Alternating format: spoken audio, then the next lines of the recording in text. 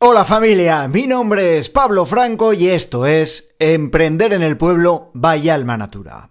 Con el capítulo de hoy vamos a cerrar un pequeño ciclo de 3 capítulos de emprendedores tecnológicos y multiemprendedores rurales vinculados de una manera o de otra al diseño de producto. Nuestro invitado se llama Juan Simón y, ojo, a su trayectoria, porque podemos sacar muchísimas conclusiones y enseñanzas. Víctor Franco en la postproducción, sintonía y comenzamos.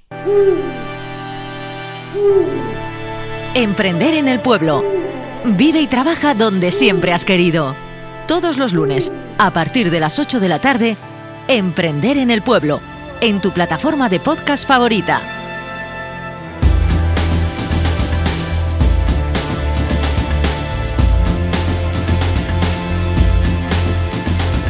Un hombre criado en el pueblo, que se fue a estudiar a la universidad, a Zaragoza, se hizo un nombre en la cultura underground de la ciudad y de repente, ¡boom!, se volvió al pueblo.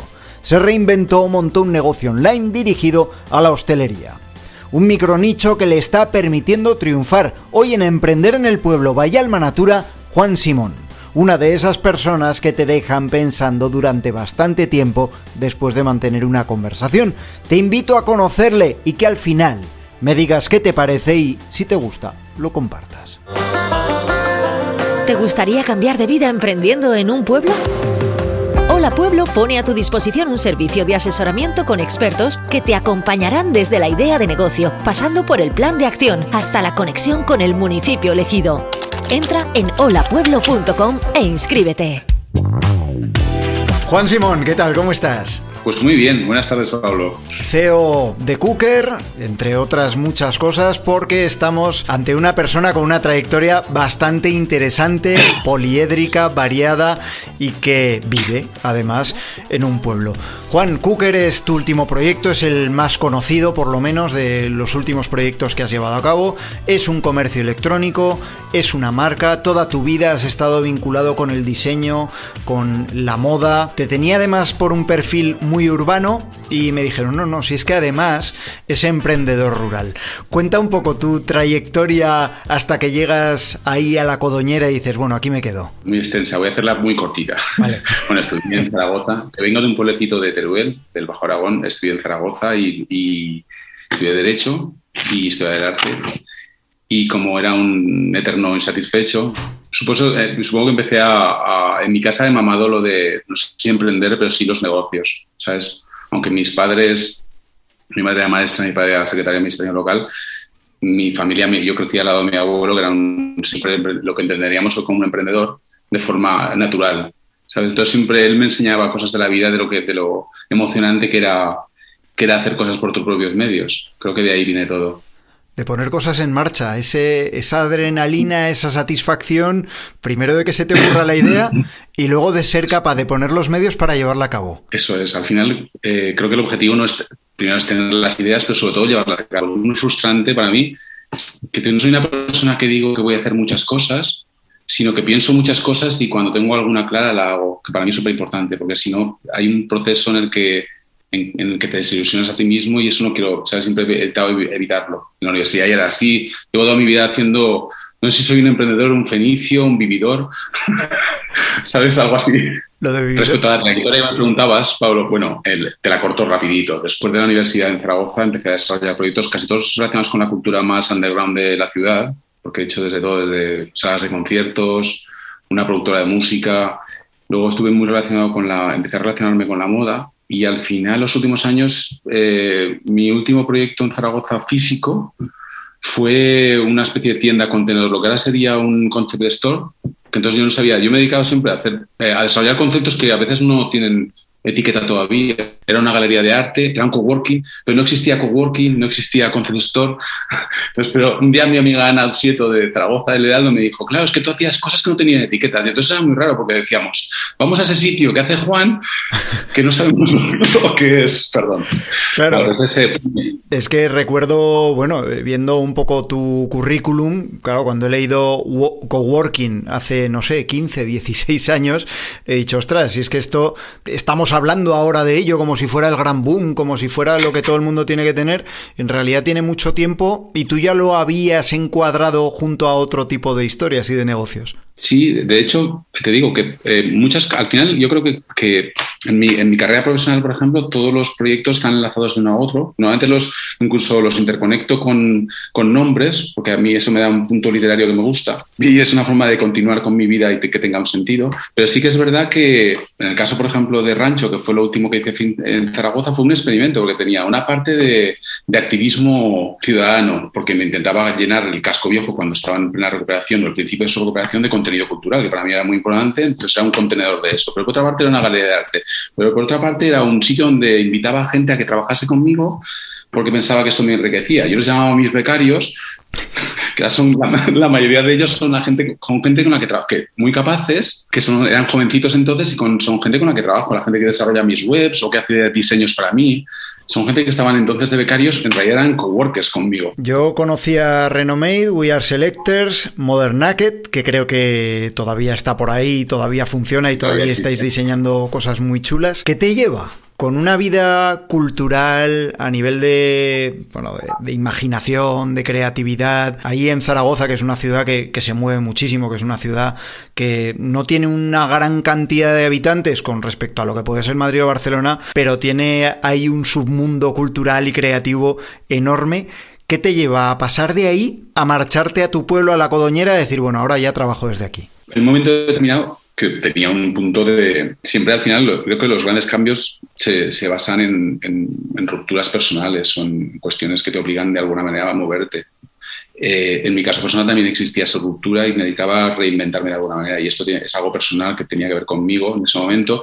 Pero también es cierto que yo había empezado a trabajar, por una parte estaba sometido a mucha... a un tipo de, no sé si mucha, pero a un tipo de presión social que eso me incomodaba, porque en el fondo soy un tímido que ha perdido la timidez a base de tener que estar con más personas. Es verdad que había comenzado un proyecto, había pasado de ser un consumidor online, de contenido online, a ser un prosumidor, es decir, yo generaba contenido. Entonces llegó un momento que pensé, ¿qué más me da estar en Zaragoza que en mi pueblo, que en cualquier otro sitio?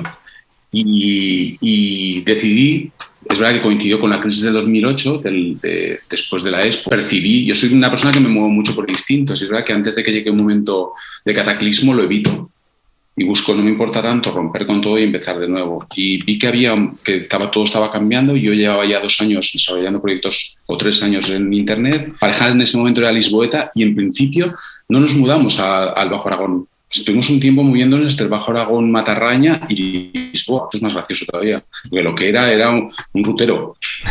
Pero vivíamos un poco entre una ciudad muy grande como Lisboa, que es muy cosmopolita, más todavía que Zaragoza, y por otra parte entre un pueblecito pequeño. Y al final ganó el pueblecito pequeño, ¿sabes? La Codoñera por el medio nos dio más equilibrio, estabilidad, y nos dimos cuenta que éramos capaces de desarrollar los proyectos que nos gustaban en el medio en el que estábamos a gusto, que era este. ¿Cómo llegas a Cookers? Porque, bueno, ha sido en el sector, es verdad que es un nicho o micronicho denominaríamos, pero es un nicho ya bastante fuerte relacionado con el mundo de la cocina, que además ha cobrado un auge enorme más allá de lo que es los negocios de restauración, sino que, bueno, se ha convertido en un hit a nivel de afición para muchísimas personas.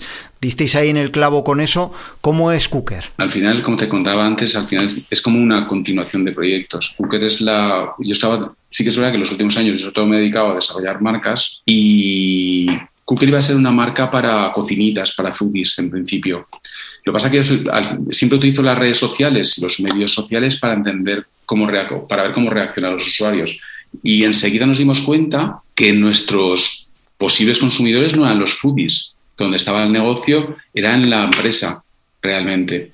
Y hicimos un pivotaje y habíamos hecho la primera web, de hecho, habíamos desarrollado el proyecto aproximadamente para que las personas que nos escuchan sean conscientes. Cooker, el desarrollo desde el principio, desde que comienza como idea inicial o la fase inicial hasta que se convierte en un producto, aproximadamente pasaron, yo creo que sobre 1 año y medio, 2 años.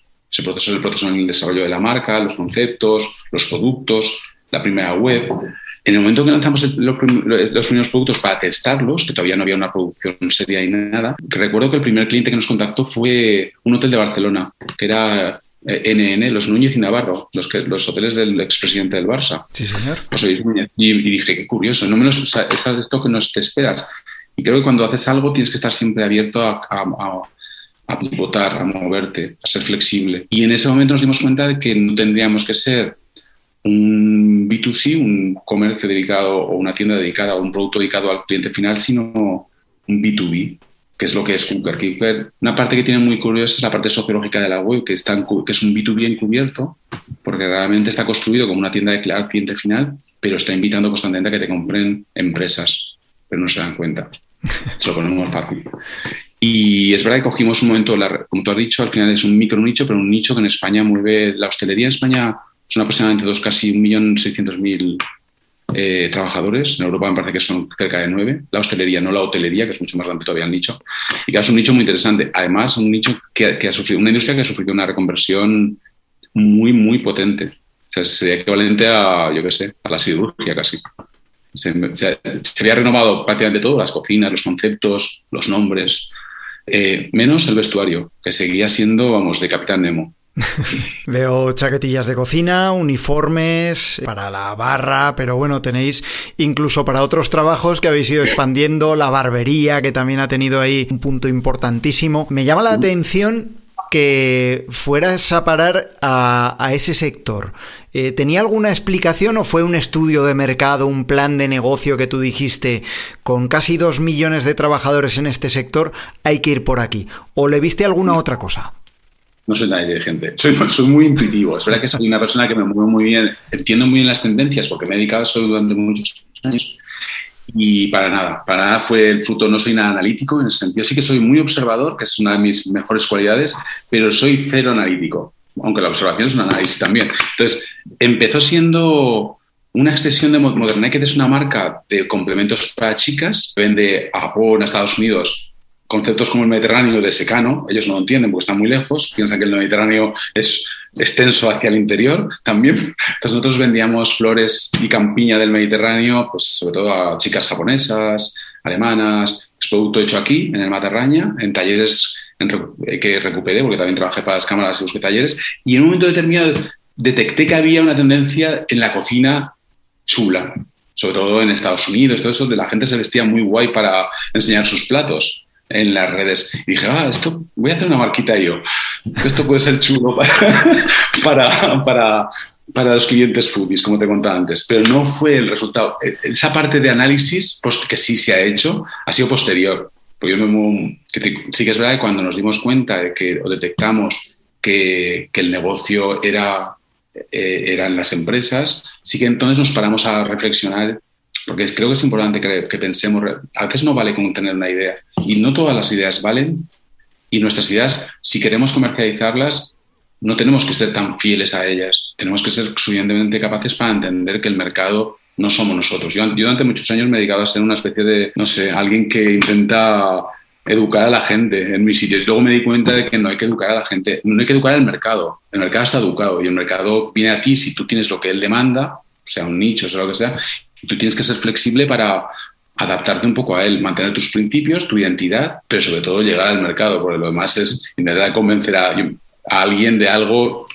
Eso es muy difícil. Sí, o tienes el presupuesto de una gran supermarca o bueno, es darte de cabezazos contra una pared, y es algo que a veces nos cuesta entender. Sí, y las supermarcas con superpresupuestos fracasan también, como los pequeños emprendedores que cometen errores y deciden emprender algún día sin grandes presupuestos, también fracasan. Me gusta mucho la parte en la que tú coges algo que te daba de comer, como es el diseño de las marcas, la orientación de esos negocios, el ver esas tendencias, y lo adaptas por fin para algo tuyo. Porque muchas veces cuando se dice vivir en un pueblo, montar un negocio y llevarlo desde el pueblo, si yo soy tal cosa, ¿yo qué voy a hacer, no? ¿Qué tiene que ver lo mío con estar en el medio rural? A lo mejor muchas veces el prestarnos a nosotros ese servicio que hemos estado trabajando o que hemos estado prestando a otras personas sea una muy buena manera, ¿no? de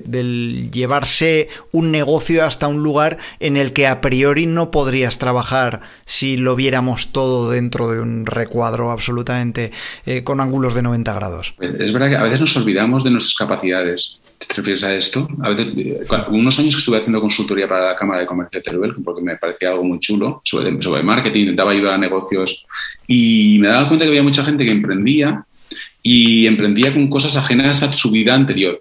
No sé, alguien que había que tenía un montón de experiencia con empresa y de repente pero no porque fuese su hobby, sino por una ruptura total y quería ser panadero. Y a veces se los decía, pero sí que es cierto que tenemos que hacer, en mi caso yo creo que no debemos olvidarnos de lo que somos, de lo que hemos sido, que al final creo que formarte a lo largo de los años, da igual la universidad, haber trabajado en la General Motors, en la cadena o lo que sea, al final son conocimientos, son experiencias y despreciarlas es un error. Creo que si sabes hacer algo bien en Zaragoza, en Madrid o en Guadalajara, aunque decidas cambiar de actividad, tienes que aprovechar todo eso, el bagaje que tienes aprendido, porque creo que es muy, muy, muy importante. Y de eso la gente que decide emprender en los pueblos se olvida. Una cosa curiosísima. Sí, señor. Parece que como hay una ruptura ahí, parece que tenga que ser total y absoluta con lo anterior, porque muchas veces llega de un hartazgo, ¿no? Imagino que conoces a mucha gente también, sobre todo de la que se ha podido mudar a un pueblo en los últimos años.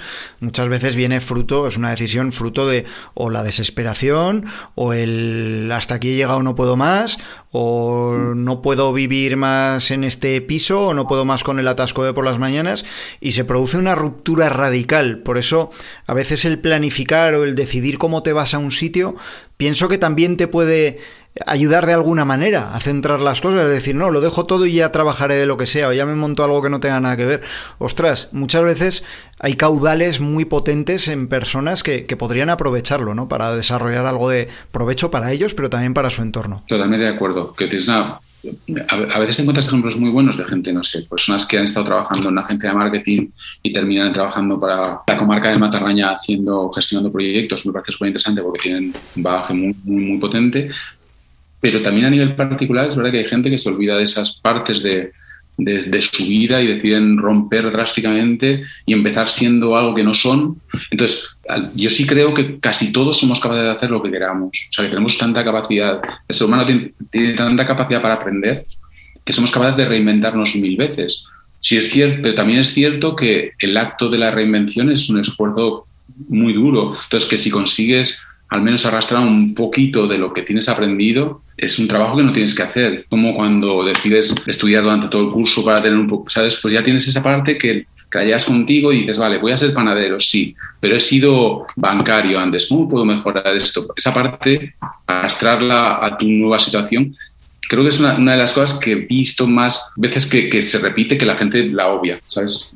La dejan por el camino. Sí, y bueno, es un caudal, como decimos, es como renunciar a una parte de tus capacidades, que bueno, cuando empiezas una nueva vida no estamos para renunciar absolutamente a nada de lo que sepamos, porque toda ayuda es bienvenida. Había un asunto que quería comentar contigo, y más habiendo tenido la vida social que has tenido, habiendo estado en el mundo de la cultura, de la música.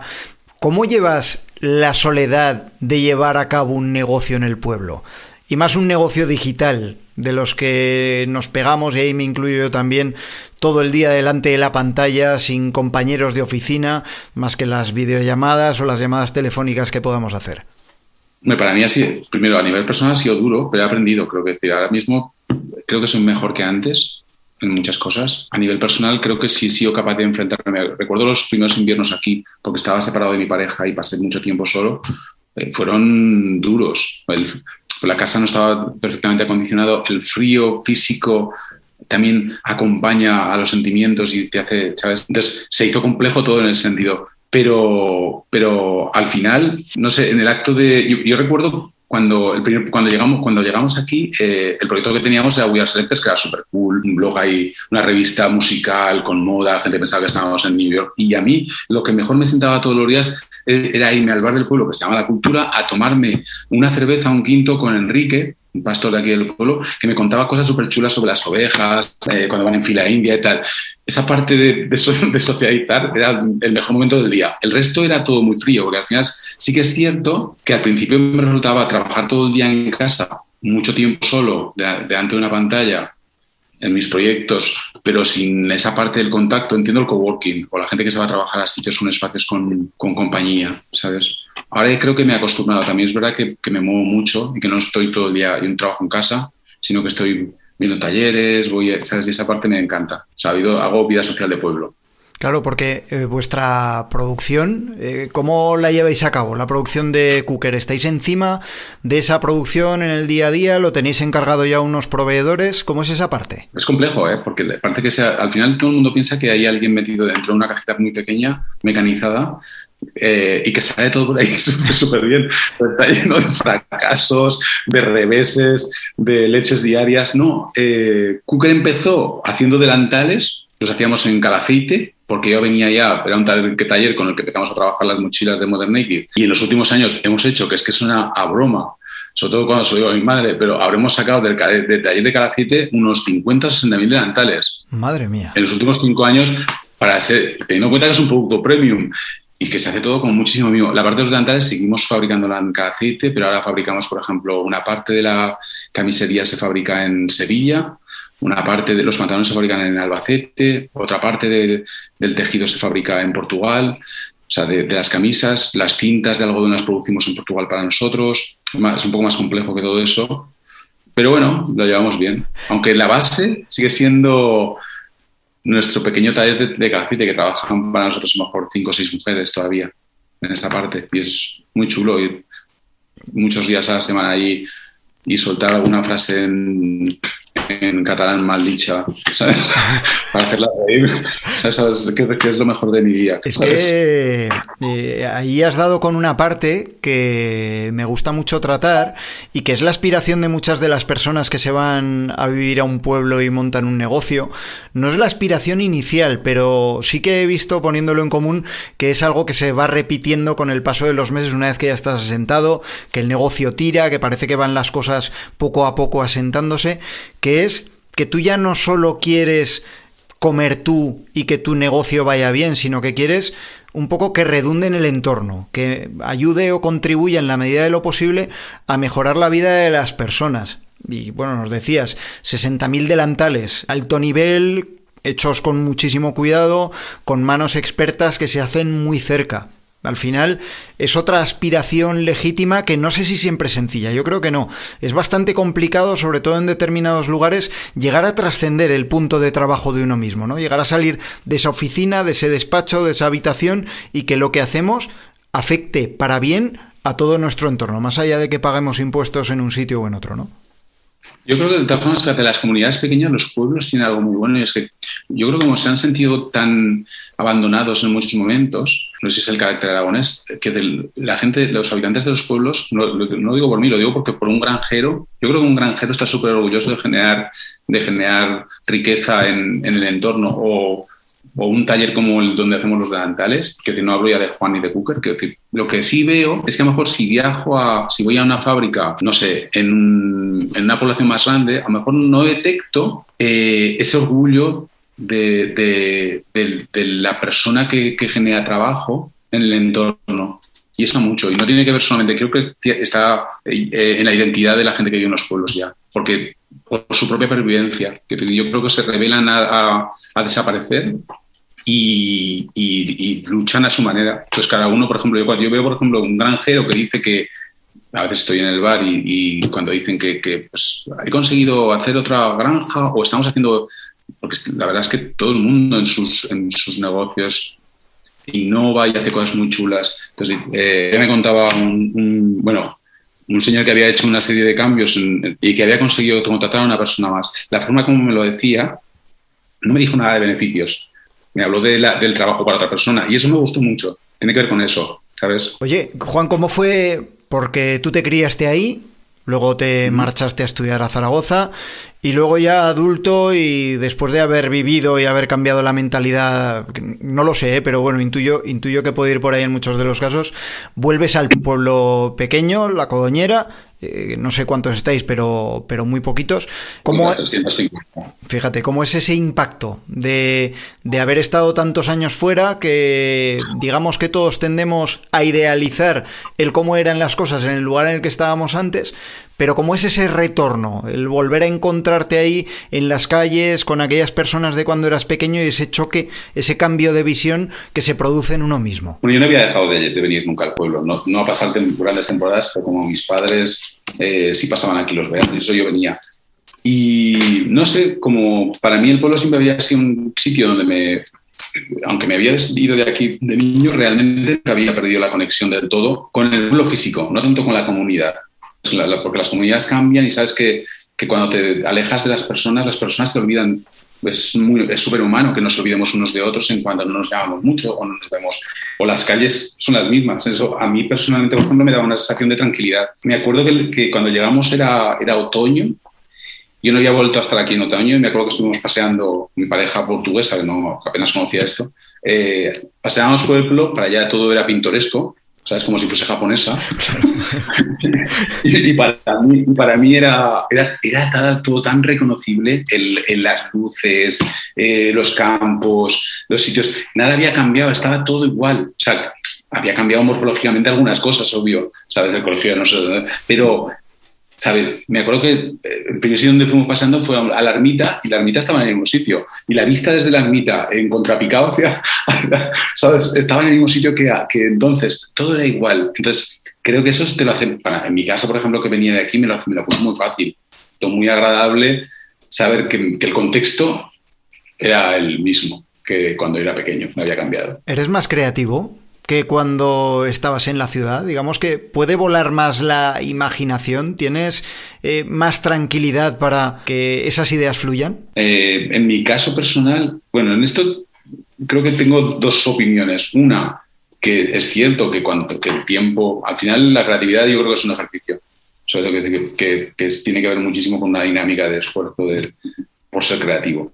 Pero sí es cierto también que rodearte de personas creativas, antes como os he hablado del coworking, creo que en la que enriquece mucho la parte social de la creatividad, o la creatividad social. Creo que es más fácil ser creativo, un creativo productivo en un entorno adecuado. Aquí es más difícil porque no estoy rodeado de personas creativas en un entorno productivo y eso me resulta más complejo. ¿Sabes? Lo echo de menos también. Sí, señor. Sí que es verdad que a veces, y yo el primero, tiendes a idealizar, porque sí que es verdad que el primer impacto, cuando tú llegas y te alejas de todo el ruido, es que empiezan a fluir cosas, porque tienes algo más de tiempo también, según cómo sea tu día a día, y parece que empiezan a fluir cosas, pero sí que coincido contigo, es que hoy, no lo hemos comentado antes, pero hoy, cuando ha sonado la bocina del panadero que traía el pan a la puerta de casa, ha sido el primer ser humano que yo he visto a lo largo de mi jornada laboral hoy, y es verdad que te pierdes un poco eso, ¿no? Ese contacto con los demás que te hace tener una productividad o una creatividad encaminada a un objetivo y no solo ideas que surgen o que brotan por el simple hecho de estar en un sitio silencioso o tranquilo, ¿no? Está muy bien, y me encanta, pero yo quizás lo que más añoro es eso, que el poderme rodear de personas que tengan capacidades que yo no tengo, porque soy un envidiosete.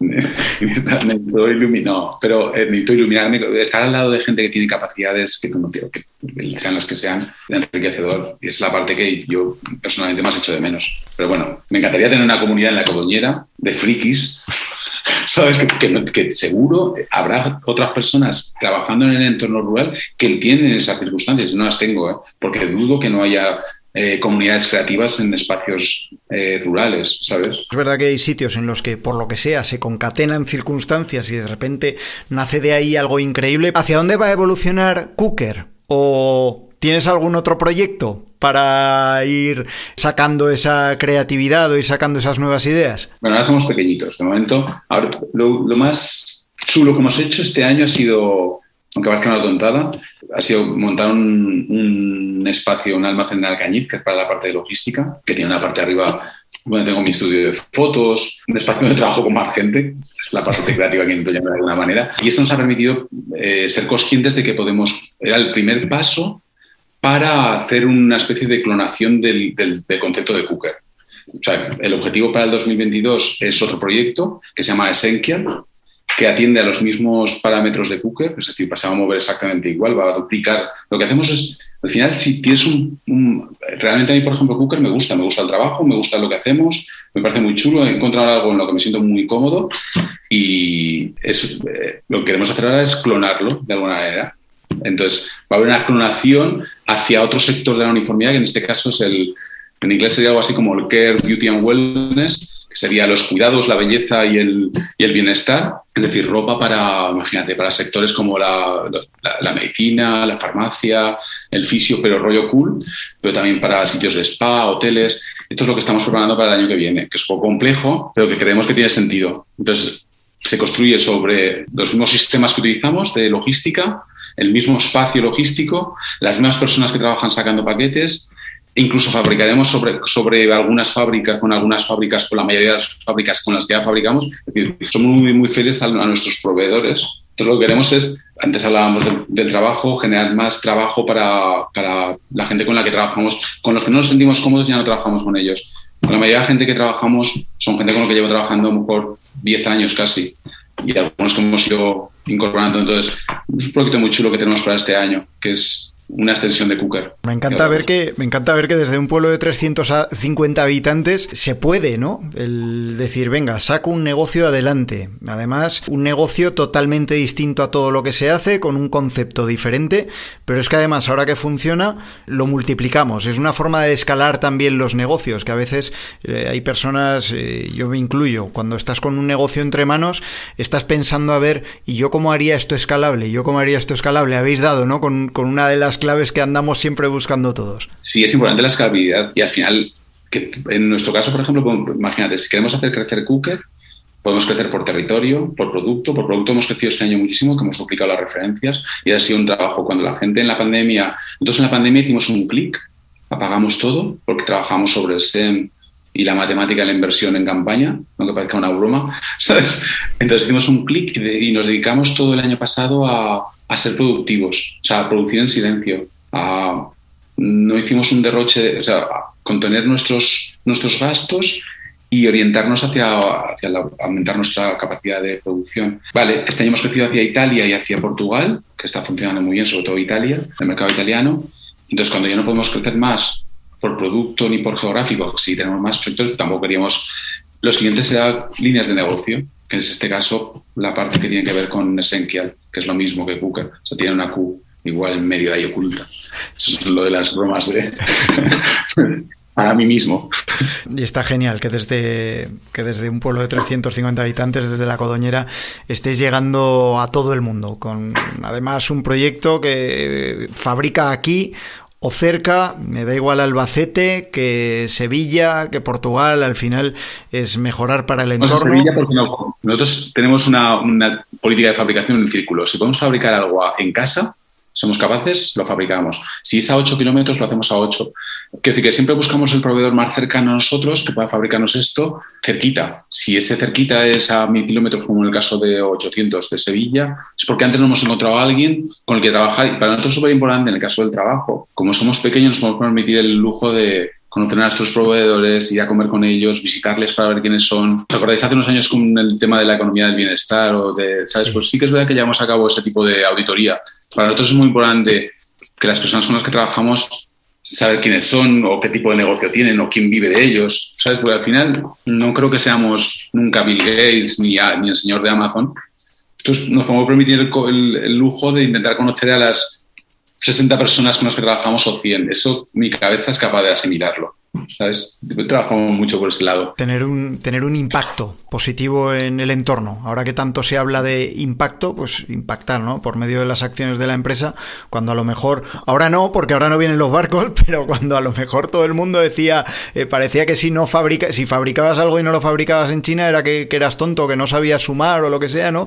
Pues bueno, el haber estado generando ese impacto positivo, mantenerlo y que os permita crecer, a mí es una cosa que me congratula, que me gusta, y más poder contar que estáis en un pueblo de 350 habitantes en el que demostráis que pese a las limitaciones que tenemos en ocasiones, pues bueno, se pueden hacer cosas muy chulas y sacar proyectos muy interesantes adelante. Así que Juan Simón, de verdad, muchísimas gracias por estos minutos en Emprender en el Pueblo by Almanatura, y que estaremos muy pendientes a las novedades de Cookers, de Essential y de todo lo que hagas, porque sé que esa cabeza no para. Ha sido un placer, ¿verdad? Muchísimas gracias. Gracias. ¿Quieres compartir tu proyecto? ¿Tienes algo que contarnos? Escribe a hola@emprenderenelpueblo.com o búscanos en Instagram, Facebook o Twitter y no te pierdas nada. El trabajo de Juan Simón y su impacto positivo en todo su entorno, posiblemente el objetivo final al que deberíamos aspirar todos los emprendedores rurales. Si fuera posible, claro está.